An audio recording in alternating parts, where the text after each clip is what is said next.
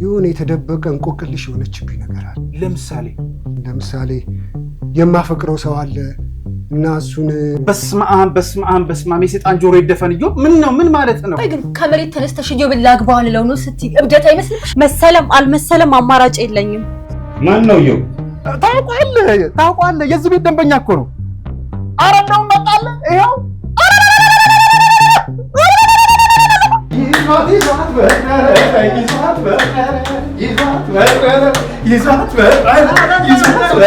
ይህንን መድኃኒት አውቆም ይሁን ሳያውቅ የሚወስድ ሰው አይምሮ ይቀየራል።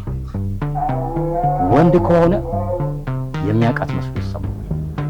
ሴት ከሆነች ደግሞ አጠገቧ ያለውን ወንድ የምታውቀው መስሎ እንዲሰማት የምታውቀውን ገላ አድርጋ እንድትስል አድርገው የሚቀይራት መድኃኒት።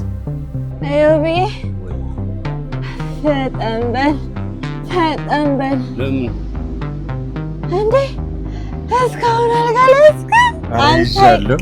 እሺ በማህሌት አክስት የተገባለትን ቃል በውድ ማግኘት ሲያቅተው በግድ በተንኮል ሊያደርገው ብሎ ብቻዬን ተወኝ አልኩ። ብቻዬን ተወኝ።